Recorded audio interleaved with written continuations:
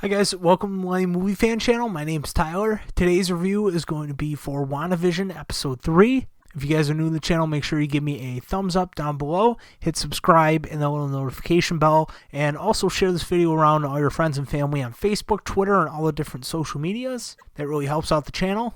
This episode I loved a lot because it followed the same kind of structure as the first two episodes, and especially with the humor and stuff, but it really deviated towards the end and gave us a little taste of where the show was going. But this episode and the opening in the beginning was very Brady Bunch-esque. I like the 70s vibe and style that they went with.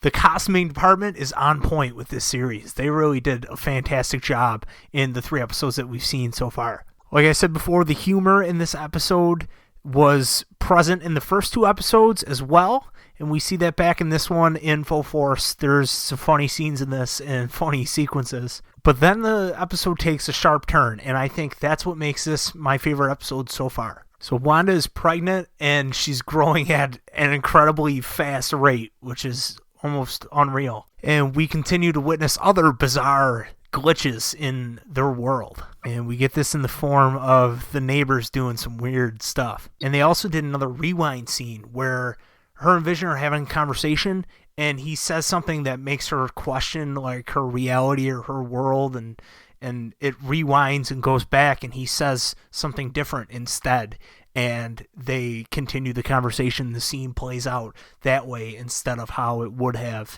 if he made her question what was going on. There's always an in-episode commercial that references either S.W.O.R.D. or Stark Industries. Sure, in this episode again references Hydra. Supposedly these are going to come into play and be an important aspect of the story, and it's foreshadowing something bigger to come into what's really going on. So I am excited. I'm watching these with like a close eye, like looking in the background, like can I see like what this is about. I really enjoyed the sequence with the stork painting that comes to life in the baby's room that they're setting up, and she's talking to Geraldine. Wanda and Geraldine are talking, and the stork comes to life and is walking around. She's trying to keep her from seeing it, and that was really funny. I did enjoy that scene, but the best scene, in my opinion, was the one that followed later on in the episode where Wanda is talking to Geraldine, and she mentions her brother Pedro. She's even singing in Sokovian to the newborn twins. And as she's talking about her brother,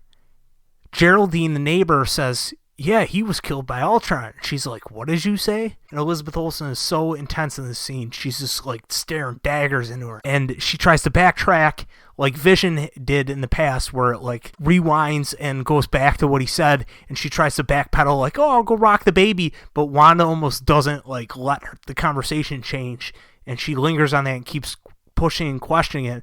When Vision runs back in the house because the neighbors warn him, she doesn't even have like a permanent house here. That lady's like kind of weird.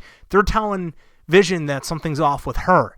So I don't know what the case is really going to end up being, but the end result of this episode is when Vision gets back in the house, Wanda says, "Oh, she left." But then we see her getting hauled out of like a force field, and she breaks through the force field on the outside, and there's a military-esque perimeter set up around this force field. So clearly something's going on right now. Just with that sequence, how it played out, my prevailing theory is that Wanda is doing it out of like grief, and she kind of has control a little bit, at least, with who gets like ejected from that thing. Maybe not though. Maybe Geraldine's in on it, and because she messed up and made Wanda question her reality that she's being held in, that she got pulled by whoever really is the puppet master because she wasn't helping what their ultimate game plan is. I don't know. We'll have to see. I thought it was interesting. There was little sword references everywhere. Her necklace that Geraldine had, that was a sword thing, and I guess when she was cast, she was Maria Rambeau, who was in Captain Marvel as the young little girl, and now she'd be all grown up because that movie takes place in the 90s. But so it's interesting to see if she's really going to end up playing that character or what's going on with that. There's a lot of question marks to this series, so I'm super intrigued. I like the swerve that this episode took with a change in tone, like abruptly. The music kicks in that scene, just Elizabeth Olsen's performance was like, man, this is crazy. It's tense. And I would like to see it go down that path further and explore that more, because that was my favorite scene and this is my favorite episode of the series so far. So let me know what you guys thought down below. Leave a comment and I will get back to you. And like I said in the beginning, like this video if you enjoyed this review. If you are enjoying WandaVision, let us know, and share this video around all your friends and family on Facebook, Twitter, and social media so they can get in on the conversation with us as well.